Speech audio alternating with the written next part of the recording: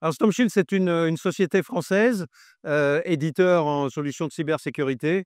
On existe depuis plus de 20 ans et on est positionné sur, principalement la sécurité des réseaux, la sécurité des infrastructures, dans l'IT, dans l'OT, dans l'embarqué, mais également sur le chiffrement de données et la protection du poste de travail. Société française, 450 personnes, près de 90 millions d'euros de chiffre d'affaires et filiale autonome du groupe Airbus.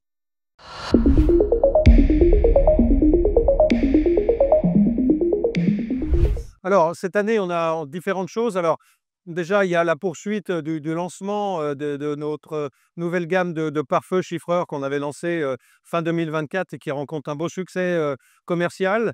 Et puis cette année, différents sujets, notamment autour du Zero Trust et son implication dans tout ce qui est legacy. C'est-à-dire qu'aujourd'hui, notamment dans le domaine de l'OT, il y a euh, des, des- des- des infrastructures, des déploiements anciens avec des applications anciennes, des périphériques anciens sur lequel il faut pouvoir gérer ces problématiques de zéro trust. Et c'est un accent sur lequel on appuie plus particulièrement cette année.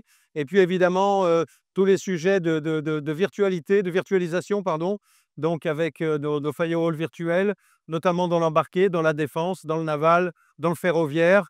Et puis évidemment, ce que l'on fait depuis toujours, c'est-à-dire la protection des infrastructures IT, avec des notions aussi de double barrière que l'on partage, je dirais, avec nos compétiteurs et collègues américains.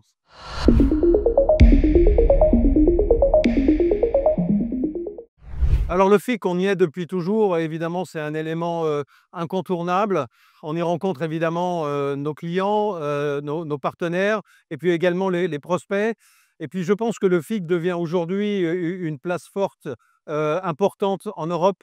Et avec tout ce qui se passe aujourd'hui au niveau géopolitique, normalement, notamment, le FIC devient vraiment un lieu où il est important d'être parce que c'est un événement qui est très international et dans notre positionnement stratégique qui est très orienté sur les problématiques de souveraineté, d'autonomie numérique.